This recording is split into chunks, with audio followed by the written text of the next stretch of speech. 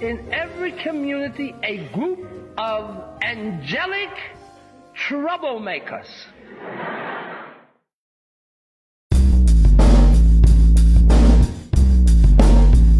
Social justice, power hour, power hour, power hour. Social justice, power hour, power hour, power hour.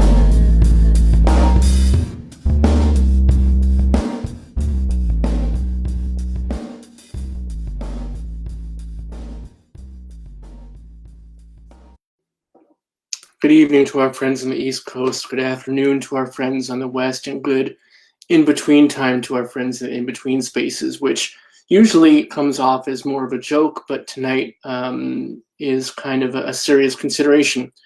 It has been a difficult day for many, many reasons, and we considered not doing the show tonight, but we knew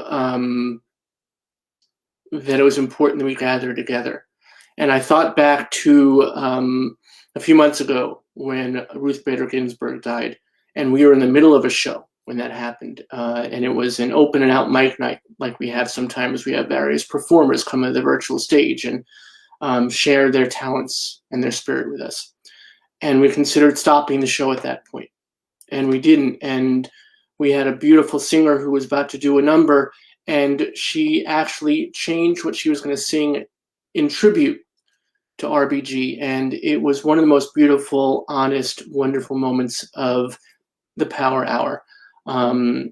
So I realized that we do persevere, and that it's not that the show must go on per se, but that community must gather. So welcome tonight to the Social Justice Power Hour. Welcome to the Bayard Rustin Center for Social Justice virtual headquarters. My name is Robert Seda Schreiber. I am the chief activist here at the center and your host for this evening, as I have been for 200 plus episodes thus far. We've been here every weeknight since the pandemic started, and tonight's no exception. And we have some social justice serendipity, because our guest tonight, really no one better perhaps, Dr. Karen L. Cox, is a historian, historic professor, author. This is her very wheelhouse, talking about the monuments of the past, the symbols of the past, and how they interact and how they pollute the present and how we look toward the future. So a wonderful voice and a wonderful person to be with us tonight. And we're actually honored because someone like this, who is so well known to be an expert in this field, her dance card, I am sure, is looking to be punched tonight, and she is with us tonight, and we so appreciate that. And we so appreciate all y'all being with us as well. And I do want to carry on with the show, and at this point in the show, we usually talk about who we have coming up, and I thought about maybe even cutting that out. And there was so much that we want to talk about tonight, and so much difficulty that we faced today, but it would be unfair to you folks to not know what we have coming up in the Power Hour. It'd be unfair to the folks who are coming to us not to share their presence and their voices as well. So right quick, please allow me to share with you what's coming up in the Power Hour in the next couple of weeks. Tomorrow night we have Liz Glazier, a wonderful comedian, just won the Boston Comedy Fest. Very powerful comedian, speaking out especially on a queer platform, and we're thrilled to have her voice with us. And then speaking of voices, folk goddess Dar Williams will be with us in concert and conversation on Friday. And I think that'll be a great salve for many of us to hear her wonderful voice with us. And then coming up in the January, the whole month, we have an incredible array of folks, starting with Robert Jones Jr., who is this author whose book came out yesterday, The Prophets, that is just this beautiful, unheard story of queer love, of black queer love, and just an astonishing story. And we cannot wait to share it with all of y'all. Pete Souza is going to be with us, who was White House photographer under Barack Obama and Ronald Reagan. We'll bring some of his favorite photographs with him to share with us. Wesley Stace, who back in the day many of us known as John Wesley Harding, wonderful folk rock musicians, played with Iggy Pop, Lou Reed, Bruce Springsteen, a legend, and cannot wait to hear him play with us. Franklin Leonard, the creator of The Blacklist, of course. Derek Delgadio, who did the incredible show In and of Itself, which was on Broadway and just astonished folks, and powerful story, sleight of hand, magician about identity, and what we see is not always what we perceive, and who we are is not always how we present. And his show will be premiering on Hulu, directed by Frank Oz. So we're thrilled he'll be with us. And here you go, folks. In commemoration of Muhammad Ali's birthday, we have Jonathan Eig, the author of probably the most extraordinary book on Ali. Jonathan Eig will be with us, and Rosie Perez. So that's going to be a very special evening. So all those folks are coming up in the Power Hour, and those are the conversations we want to bring to you. Every conversation we have here at the Power Hour is important, is extraordinary, and only so much so because you are joining us in this community building and have been. Some of you have been with us literally every night, and we really appreciate that. Some of you are joining us for the first time tonight because I know that Dr. Cox has a lot of fans and fam out there that want to hear her and see her. So thank you for joining us, and hopefully you'll come back. We are here at 7 p.m. Eastern, 4 p.m. Pacific every weeknight. But let's get to our conversation tonight. It's been a day, and we are so honored to have Dr. Karen L. Cox, award-winning historian, professor at the University of North Carolina at Charlotte for almost 20 years, has written for the New York Times, Washington Post, CNN, and Time, among many others, appeared on MSNBC, PBS, C-SPAN, BBC NewsHour, and Vox. She is also the author of an extraordinary collection of books about the fraught history of the South, whilst also addressing the difficult moment of the present and leading the charge so we can move forward to a brighter future.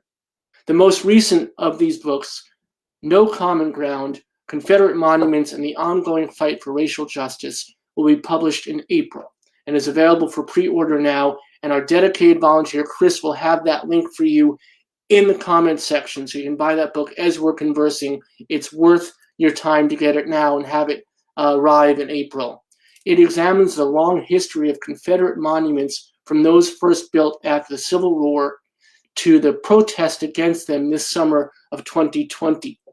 It then brings to light the current movement to remove them, actually serving as a primer for communities to follow in a concrete fashion. She espouses, quote, Confederate monuments are intensely local objects. They were placed there by locals, and the local community will decide whether to move them. And they should move them, because they haunt the South's town squares, college campuses, and the grounds of courthouses and state houses, which are supposed to be democratic public spaces. As long as these monuments to the Confederacy remain in these shared spaces, there will be no peace. End quote. And that is why I'm so thrilled to welcome her, especially this evening, to our Bipartisan Center for Social Justice Power Hour. So without further ado, folks, please welcome Dr. Karen L. Cox. Thanks for joining us this evening, Karen. We are so thrilled to have you on the show. What a perfect evening to be in community together. Well, I'm so pleased to be with you, and I couldn't believe all the list of people that are joining you in the coming days on this program. So thank you for having me. We are just, we have extraordinary guests, but what I said, and I'm never blowing smoke. It's about the community we're building. It's about having conversations like this, and look at this evening where I didn't know personally, honestly. Today broke me a bit. Today was a tough one, and I didn't know if I could persevere. I didn't know if I could carry through, but I knew I'd be talking with you, and I thought, who better to give us perspective, both historically, present, and to give us a view of what the future can be. And I thought, gosh, this is really important, and we could make a difference to many people by just having a talk. And that's what the Power Hour is all about. And that's why we have extraordinary folks like you. So thank you. Well, thank you. I don't I don't want people to be broken and to give up. It was it's almost hard to describe the feelings that this engendered today among my friends and colleagues and just people, Americans in general. And so there may be this feeling of being, this sense of being despondent, but I don't think we want to be despondent, because I do believe that there's more of us than there are them. And so that's what I'm going to focus on. And as someone who has been speaking about a controversial issue like Confederate monuments for the last few years, and I've had to face some ugly comments in person and through email and online, and but I feel like it's my responsibility as a historian to continue to speak truth to power, continue to speak the truth about what these things mean, and I don't want to give up, and I don't want my colleagues or my friends in the profession or to give up. I don't think we are. But I do understand the feeling that today brought people. And I think that for me, there was so much about today that was difficult to see. That they basically just walked in to our nation's Capitol building, and they basically walked into the chamber. And you had for those of you who didn't see it, there was a horrific picture of this man, and I use that term lightly, sitting in Speaker of the House Pelosi's chair in her office.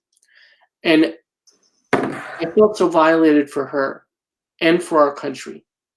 And I know that there are more of us. I know that we will persevere, as we always do and we always will. But there's that moment where you just think, how can someone think this is the right thing? What is in their heart that they think this is what I should be doing, and this is okay?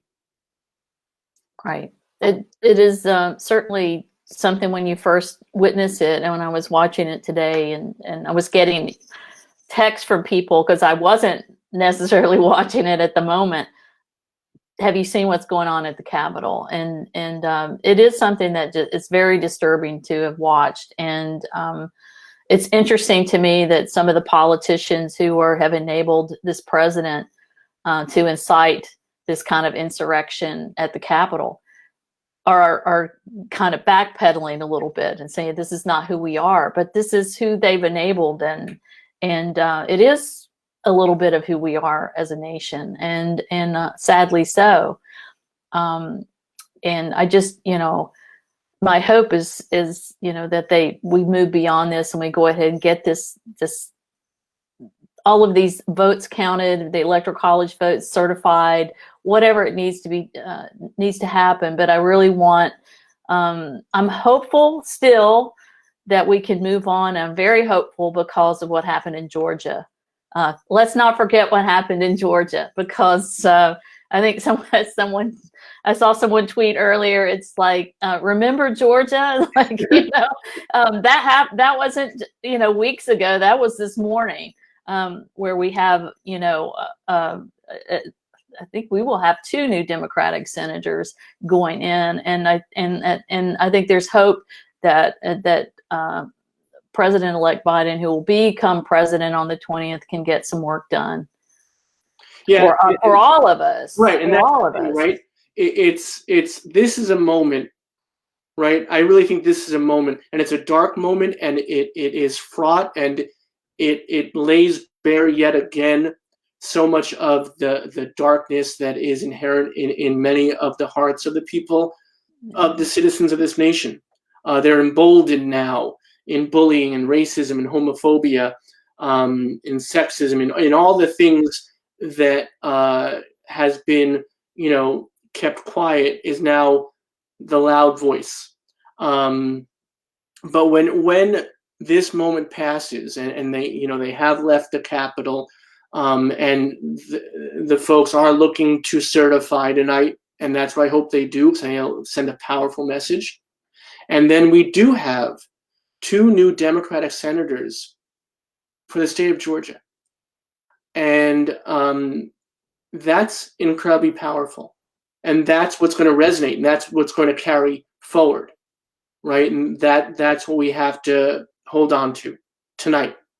Yes, absolutely. I mean, we have the first elected black Democratic representative in the Senate ever from a state of the Confederacy, former Confederacy. We have the very in Senator Warnock. So we've got that to be hopeful for. I think that if, you know, while the Senate will be split down the middle, we have a new vice president in Kamala Harris, who will be able to make some deciding votes. And that was really important. It was very important that those Senate seats were won. And I also think it just shows that, you know, as someone who studies the South, the American South, and has been for years, it's one of the things I want people to understand about this region is that it's very complex, it's layered, it's not something we can write off. And I think that's, you know, the thing that people like myself, progressives in the South, have been concerned about for so long, you know, that people from outside of the region, even liberals from outside of the region, have long written off the South. They don't invest in, you know, the Democratic, the DNC doesn't invest in some of these races in the way that they should.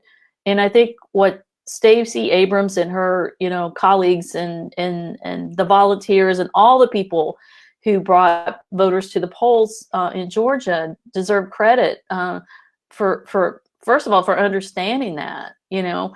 And we could have, you know, this could have been done in other places. This could have been done in Mississippi when Mike Espy was up for the Senate.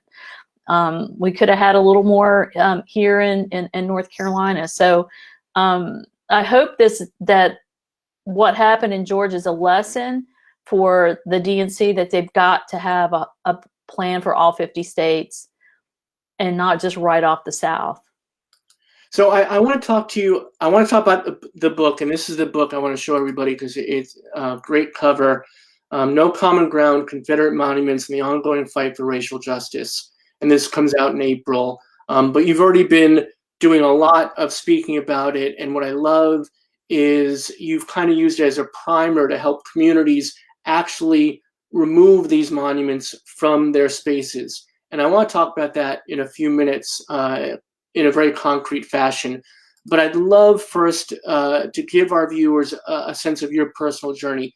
How did you come to this? Like, what was it in your studies, as you know, because you are an academic, where was it that you said, this is going to be where my voice can make a difference. This is me where my voice can be powerful. This is where I can, you know, really expose the difficult and fraught history of the South, but also then move it forward in a very positive fashion.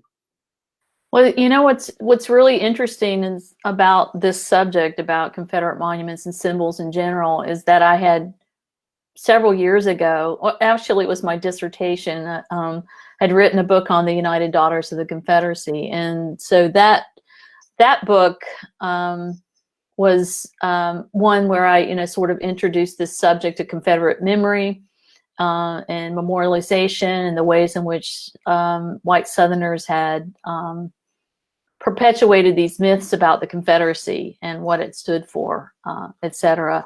And so, you know, when I wrote it, and when it was published in 2003, no one would have thought about what's going on today. I mean, it was on African Americans' radar. You know, they knew that what these monuments and flags and everything represented to them, but it really wasn't an issue that people were willing to take up more broadly. And so I think what happened for me is that in 2015, with the Charleston massacre of the Emanuel 9,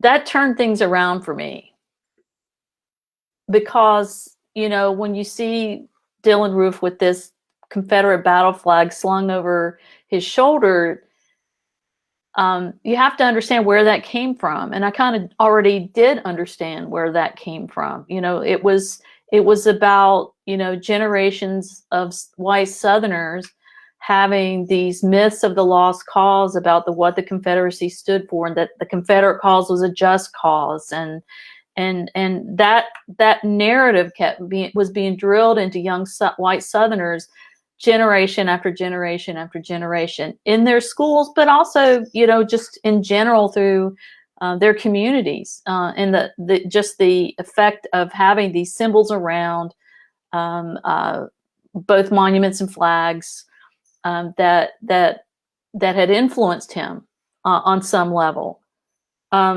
Obviously, and I do think, you know, the whole Confederate tradition is tied to white supremacy. There's no getting around it. And so in 2015, when that happened, that was really the first time I started to write publicly about the issue. And I wrote a piece for the Huffington Post in 2015 about why I thought, you know, monuments did not belong in the landscapes of government. That's what I wrote. And it didn't get any traction. And so, but then 2017, in August of 17 is when, you know, the Charlottesville uprising occurred. And so it was that event that really brought me into this discussion. And I remember watching these young white men marching across the campus of the University of Virginia with their tiki torches, and then watching all the violence that unfolded the next day, and thinking, I knew what this was about. I knew I had some expertise in this. And fortunately, I was able to express my voice in some important op-eds in the New York Times and the Washington Post. And then once that happened, my name got out, and and I started being interviewed around the world about it, because people outside of the United States don't understand, why do you have monuments to the defeated? You know, which there are hundreds of them, right? There's several hundred of them. And so I think that the more I started to write about it, and the more I was speaking to people about it, the more I realized that, like, I had a responsibility as a historian to bring this truth about the lost cause, the Confederate tradition, etc., to the public in a way they could understand. And so I'd been on the road for a couple of years, and my editor at UNC Press asked me if I would write this book. He would every once in a while say, you want to write this book on Confederate monuments? You want to write this book? And I thought, I'm so sick of these Confederate monuments. I do not want to write about them. I've been talking about them for a couple of years. And because I'd written, and then he asked again after I wrote an op-ed on the 2-year anniversary of Charlottesville. And I just kind of knew instinctively I would do it. I was kind of going into it begrudgingly, but I'm very glad I did, because I learned a lot. I learned about the longer history of these statues and their meaning, and what I'd known before was just really, I would say, from the time of the Civil War up through, you know, the end of World War I. That's where my knowledge extended. But once I started doing the research, and I realized that the story isn't, of course, just about the people who put them there and what they said that they meant. It's really about the people that it most affected. And these were Southern Black communities, in which these sorts of iconography, where, you know, these statues, these monuments, were a daily reminder of their second-class citizenship. And so, while that I could have stopped with that, what I wanted to also show is the ways in which African American communities pushed back against that, pushed back against the narratives, pushed back against these symbols. And the one thing that I think I learned most about was that I see this, one of the reasons it's called No Common Ground is because white defenders of these statues and monuments, and African Americans whom they most directly impact, there's no common ground about what these things mean. But what I do believe is that while that's the case, what I do believe is that African Americans have a better sense of history, have a better knowledge and grasp of history about what they mean than white defenders of these, because white defenders are basing their defense on an entire mythology about the Confederacy, et cetera. So it was, that. And so, and that's, kind of still plays out. We had that play out this past year, when, when President Trump is talking about creating some national garden of American heroes. He's claims to be upset that of the, at the vandalism directed against Confederate monuments, but he's playing into the lost cause. He's playing into those myths, and he's feeding that back to people. And, because there's this sense that I think I talked to you about this in some email, that there's a sense that, oh my goodness, if you remove a monument, you're tearing down history. That's not what's happening here. Monument removal doesn't mean complete destruction, first of all, of these statues and monuments. It could mean they go to an art museum and get better context. It could be that they end up on the grounds of a history museum. Could be that they're moved to a cemetery, which has happened in some places. It could be that, the United Daughters of the Confederacy decides to take back ownership and figures out what they're going to do with it. There's all sorts of scenarios around like what might happen. But this is not about erasing history. This is about removing this, a symbol of oppression and systemic racism, which is why they were vandalized to begin with. Those communities in which these monuments stand understood that. When particularly the most vivid is obviously Richmond, Virginia, right? The Lee Monument, but all those monuments that were vandalized is because people who live in those communities understood what they meant, and they understood that they represented systemic racism, white supremacy, their second-class citizenship. So of course, while it may have been, people didn't understand the connection between George Floyd in Minneapolis and what was happening on the ground in Richmond, it had everything to do with the same issue: systemic racism, white supremacy, the kind of police brutality that, people can see within these Confederate icons. And so, anyway, I don't know where else I want to go with that. No, I've kind of gone on a minute. This is fascinating, and how much of it has to do with popular culture whitewashing, and that's an appropriate term, I think. You have a show like The Dukes of Hazzard, during the 70s with the Confederate flag on the car, and it being called the General, and all these things throughout popular culture have celebrated the South and always conflated the South with the Confederate flag, with all these things, and made it seem like it was innocuous when it's the exact opposite, right? Right. Did you know I wrote a book on popular culture? Well, I like, we're on a journey together. Yeah. So, right. I mean, it's really interesting because it is through popular culture that this becomes, the lost cause myth, and becomes, and ideas of the Old South or whatever becomes seen as benign, and they're not.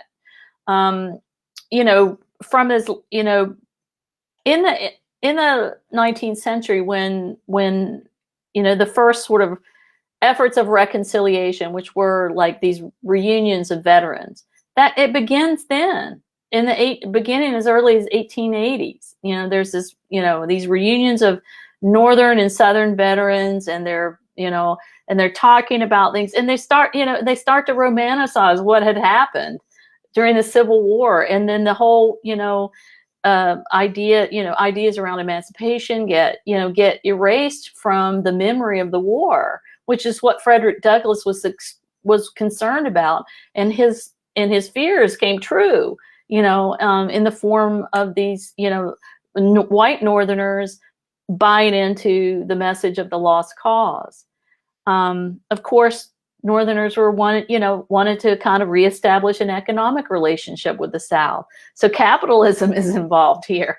They want that. And then, of course, in popular culture, through songs, through the radio, especially through the movies, and the most influential of all lost cause tales is Gone with the Wind, which most Americans bought into, paid the price, the ticket to go see. It was something that was spread around, and that went, and it was just so enormously successful and widespread around the world. But it's that, it's that changes things. And then, as you said, there are ways in which it continues in sort of subtle ways, like through the Dukes of Hazzard television show, or Smokey and the Bandit, or those kind of 70s country boys driving fast cars, but in the case of the Dukes of Hazzard, named the General Lee with the battle flag on top of it. I mean, there are ways in which these things kind of insinuate themselves into popular culture repeatedly, and so again, we're still talking about the Confederacy and the battle flag and the monuments, because, and let's be clear, it's not just like white Southerners that are draping themselves, in the battle flag. White Northerners are doing it too. Across Pennsylvania, for example, you see it, or like the congressman from Michigan whose face mask was a mask of the battle flag. Why is that happening? Why is a Michiganer, who represents people in the North, wearing a battle flag, Confederate battle flag mask? You'd have to ask yourself what the ways in which people from outside of the region have bought into this narrative. So there's so many threads I want to pull at, but there's a direct question I want to ask you, and forgive me if it's a bit of a tangent. I just found this fascinating. You keep referring to it as the battle flag, and I've always referred to it as the Confederate flag. So what's this distinction? Why is it the battle flag? Well, there are several Confederate flags, is the reason. So there's a first national flag, a second national flag. There, if you were to look, you would see a number of them. But it's the battle flag, which people sometimes erroneously refer to as the Stars and Bars. That's not its name. Stars and Bars, that's not its name. That's a different flag. But the battle flag is that flag that you saw today being dragged into the U.S. Capitol. It's the red flag with the blue bar like cross on it with the stars in the middle. So that's the battle flag. That's the flag that was taken into battle. That's like the Army of Northern Virginia that Lee led. So that's the flag that is adopted by lots of these different groups, these white nationalist groups. It's not just a flag for the Sons of Confederate Veterans or the United Daughters of the Confederacy anymore. This has been adopted widely. And I'd written about that recently, with the Confederate flag ban in New York State. So my question is, and I don't know if you can answer this, so I don't want to put you on the spot. It might be outside of your purview. But how much of this popularizing this kind of defanging of Southern Confederacy, the battle flag, et cetera, was insidious. How much of what was direct, was a very concentrated effort? How much was it just happened to be entertainment for the masses? Did that question get postulated the right way? I'm not sure. I'm not sure, in terms of popular culture. I can just say this, for example, about the battle flag. It's like, on the one hand, for people who call themselves, preservers of heritage, that they're referring to a 4-year period, 1861 to 65, when the Civil War took place. But there's been an entire history since then, since 1865, in the ways in which these symbols are used. And so it's been used by the Ku Klux Klan, for example. It's been used by segregationists who used it to taunt civil rights marchers. It gets used by neo-Confederate groups. It gets, and then it gets used. It was there in Charlottesville, white nationalists now. That's the way. I mean, it continues to get used in various ways, but it's always related to, it's meant to intimidate and to bully people who are striving for racial justice, racial equality, and progress. Obviously, Ku Klux Klan, obviously. Segregationists, yes. Neo-Confederates, yes. White nationalists, yes. They're all using it, and it all has to do with like pushing back and bullying people around their efforts at racial equality. So here's the question, though. So all those groups, right, are doing that as a barrier, as a fear tactic. Are the Dukes of Hazzard doing that? Is Gone with the Wind doing that? Was it insidious? Were the people behind that Gotcha. what their message was? No, I mean, it had been, it's completely romanticized or thought to be innocuous. But like, this is where I come back to, the African American community has always said things about that. I mean, if you read, Black newspapers like the Chicago Defender at the time of this, Gone with the Wind came out, they were not like down with that. They just were not, or any of these, Birth of a Nation, which was the silent film, early version of this kind of thing, Gone with the Wind. But there were like tons of films that were set in the Old South before then. But, the NAACP, the American Negro Press Association, they were always pushing back against this kind of thing. I think the thing is like, no one's listening. No one was listening and paying attention, and I think, if we were to go back and look, and it's not something I've researched, but I think if we were to go back and look at, African American newspapers in the 1970s to get their view on Dukes of Hazzard, we might hear that. But again, people have not been listening. People have not been listening to what African Americans have had to say around the issue of monuments. And I see that over and over and over again. It was, what happened last summer, this past summer with the George Floyd moment and Black Lives Matter protests was something different.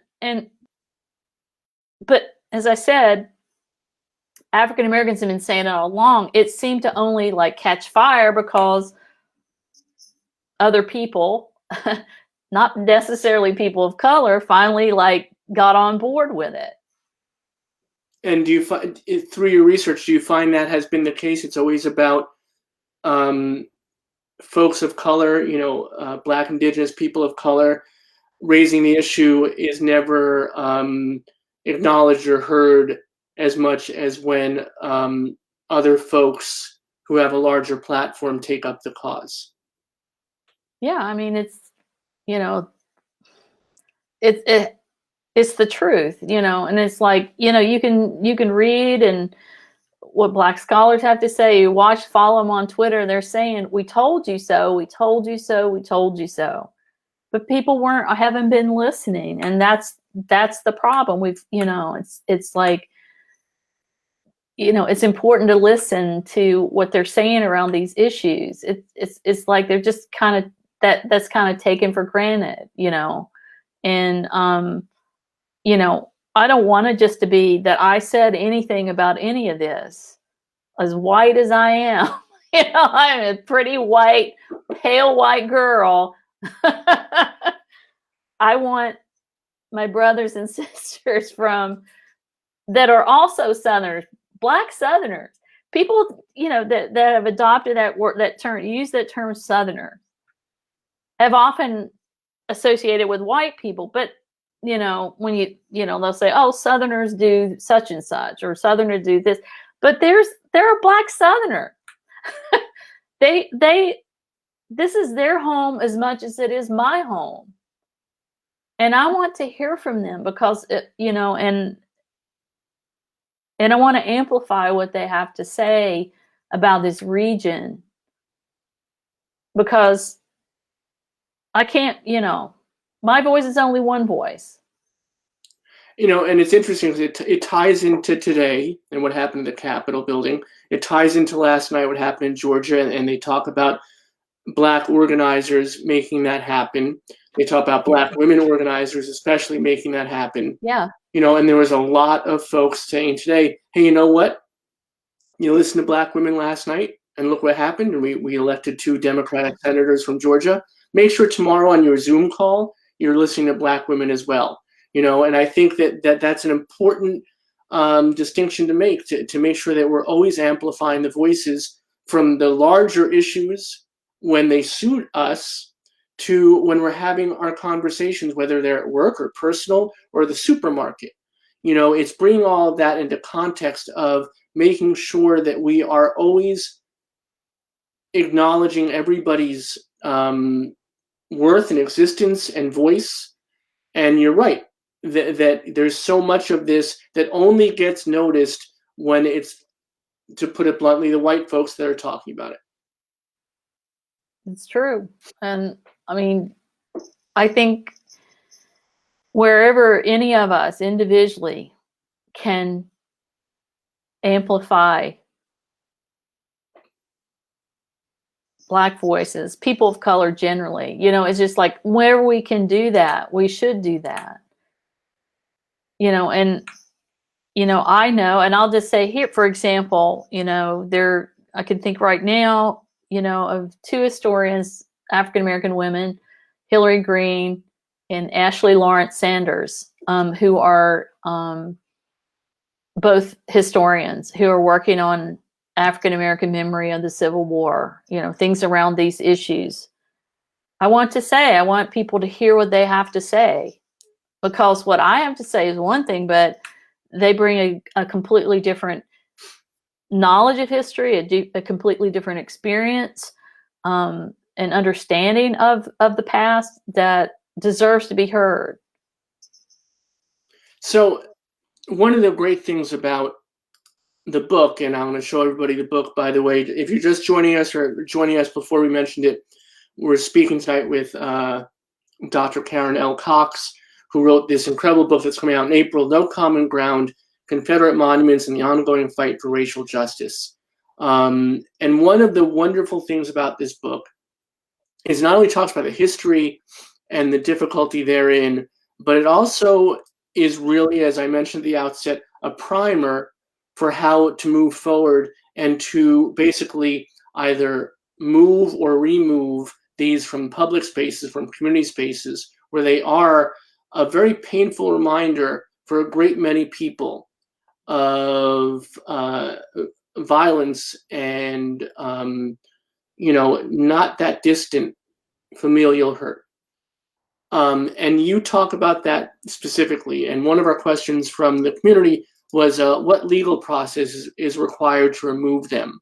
So can you speak on that for a bit? Like what is the actual process? Like from the get-go, I walk through town square and there's a statue of a Confederate quote unquote hero, which is obviously not the right term at all, but that's how it's been played for so many years. Can you walk us through how a community deals with that and what the options are for folks that want to eradicate that blight from their community? That's a terrific question, but I have to say there are probably 100 different answers to that question.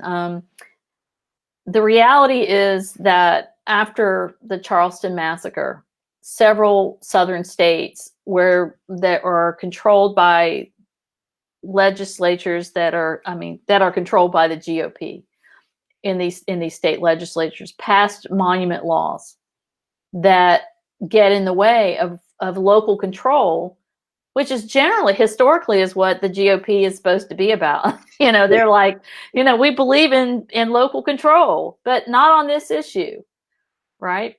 So we've seen, all the southern states have laws, either it might be a monument law, but they're generally known as monument laws, but they're referred to by various names. So there could be a Heritage Act or a Heritage Protection Act or something like that. And so it just will depend on what state you're in and what's possible. So there are two states, Tennessee and South Carolina, with supermajority rules. That means that both houses, a 2/3 majority of both houses of their Congress or state legislature have to approve either a change in the law or the ability of someone to actually remove a monument. It's insane. And so that's being challenged legally in South Carolina as unconstitutional. Georgia passed a law that prevents removal. Virginia is a unique case because, the state law that had been on the books since 1904, I believe, prevented removal until July 1 of this year. And once July 1 hit, the mayor of Richmond started taking out these monuments along Monument Avenue. And it allowed other locales to do that. North Carolina, for example, has a little, thing in its law that says, if it becomes a public nuisance, it can be, local communities or local governments can remove it. So the thing is, it's because of these laws, it makes it really difficult for local communities to do anything. And so basically the will of the people has been stifled. But you see people pushing back. And this is why you have people vandalize and protest monuments, because they've kind of taken away their rights to be able to do anything about it. They've removed local control. States are gerrymandered so badly in these states that they can't even elect Democratic representatives who might actually represent their point of view on these statues. And so while we've seen a number of them come down, mostly in Virginia, some in North Carolina, a few in other places, sadly, they're pretty much locked in place for right now. In Alabama, the removal of a couple came with penalties. So there were cities like Mobile, Alabama and Huntsville, Alabama were willing to take the $25,000 penalty for removing their monument. So it just varies by state. I mean, that's basically the answer. I mean, that's fascinating, and it's important to know. But the initial steps are, and I think that basically what you're really saying is it's about public perception first. We have to change public perception, and thereby allowing communities to have more of a say in how it happens, because once we change the public perception of what these things are, because there's a narrative that we have been sold for so many years, for decades, if not centuries. I find it fascinating. I didn't know that this has started, basically right after the Civil War was lost, the South started working on, their image problem, and they started to like, it was like 5 minutes after, like, you know what? Let's make sure that everybody thinks of it this way, and that's where it stems from, right? So it's been centuries of this. So now we have to try, and this is where your book is a great tool to realize how very difficult, fraught, and hurtful, and really violent these monuments are to so many folks. Yeah, I think that once I made I took the leap and decided to write this book, in the back of my mind, what I was hopeful for and hopeful about for this book, and I still am, is that at least that if I can provide communities and students and just folks, if I can provide them something that will help them understand the history behind the monuments, but also why there is conflict over them and why it's hurtful to certain communities, and not representative of the entire region. It's very not representative. It only offers one point of view, these monuments. And so if I could bring that to people in a way they could understand, and I've really tried, it's written in a way I think anybody could pick up the book and get it. I'm hopeful that communities will take a look at that and go, okay, and I have a better understanding, I have more clarity about it. What are the steps I can take to maybe do something about it? And I've actually, just based on my conversations with community groups, I've heard from people who said, can you give me your notes? So I know that if I can, this is sort of my notes. This book it represents my notes, and I'm willing, to share that with people. And I can't make these decisions. And I think it's really more powerful that the decision making comes from the local community, where the people who are most affected by it. I love what you said before. Also, there was this moment where you talked about it's not always about destroying the monument per se. It's sometimes about moving it. It's about giving it context.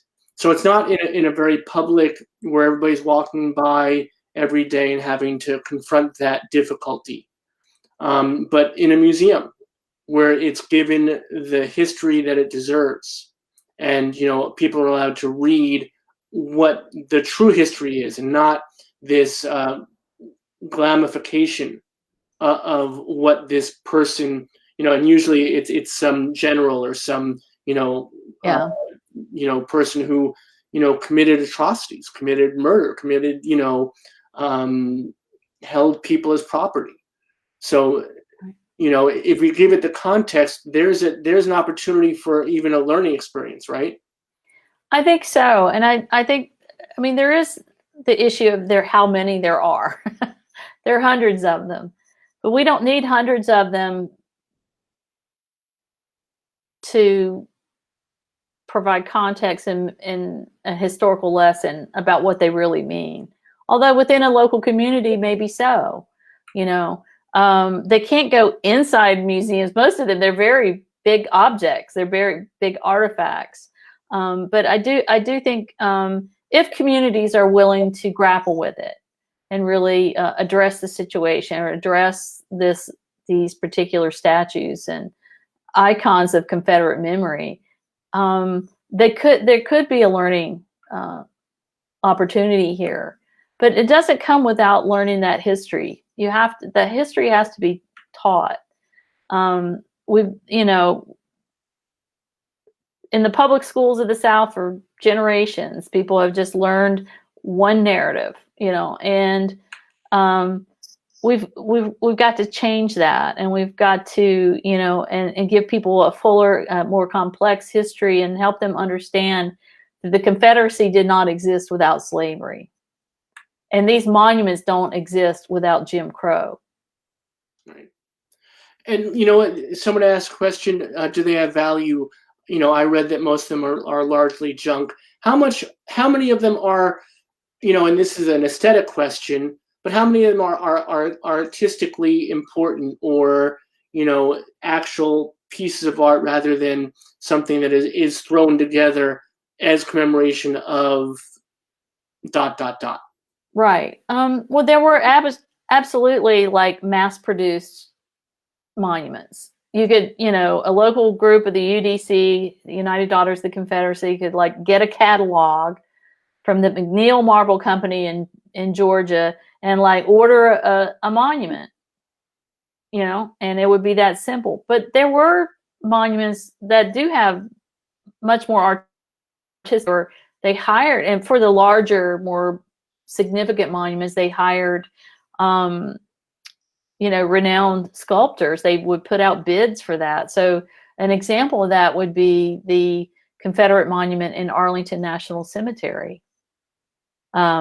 Moses Ezekiel, who was the first Jewish cadet from, at VMI, went on to become a very, well-respected sculptor. And it artistically, someone might say it's a beautiful sculpture.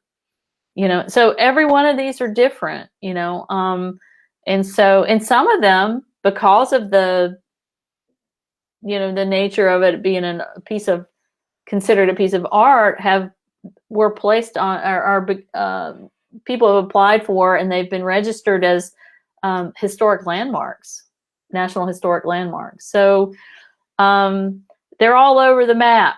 So it's an interesting thing, but again, some of the cookie cutter ones probably could, go to the trash heap.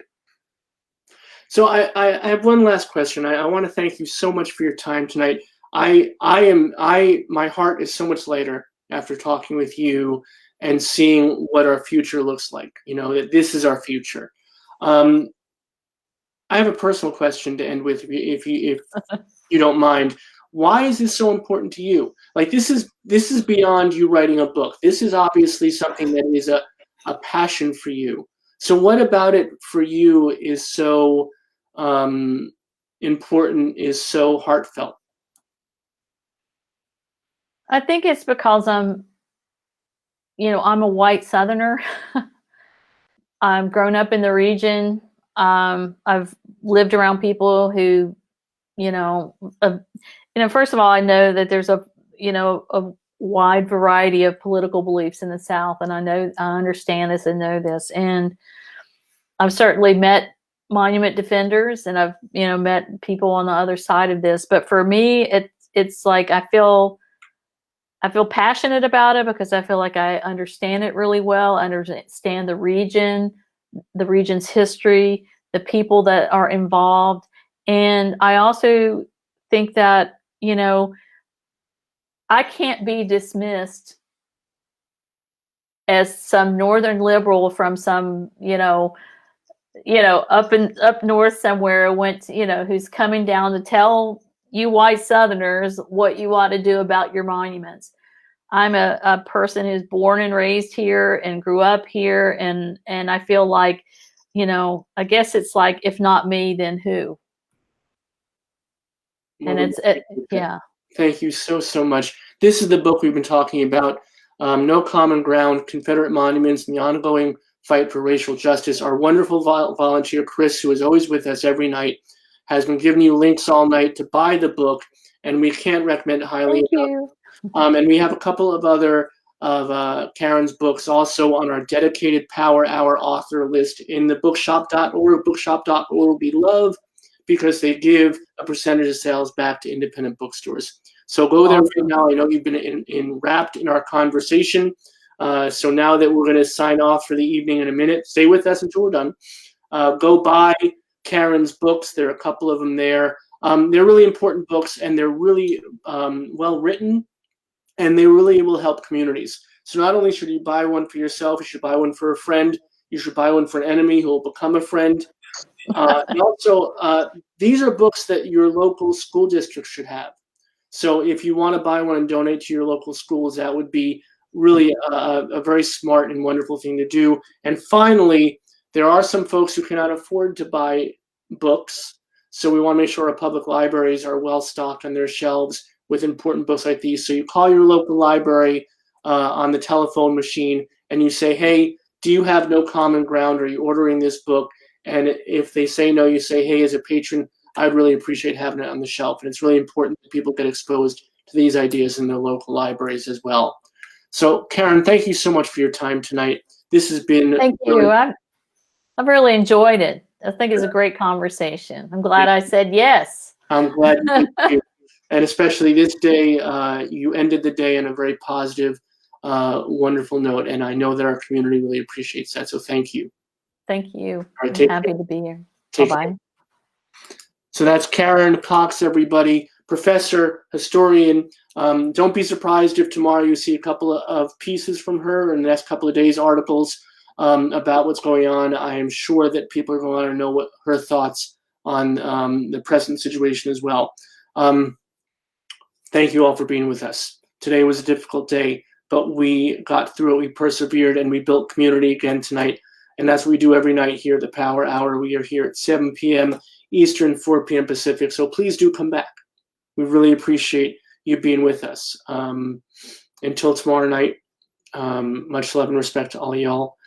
Be good to each other. Be good to your families, chosen or otherwise. And most importantly, especially on days like today, take a moment to be good to yourselves as well.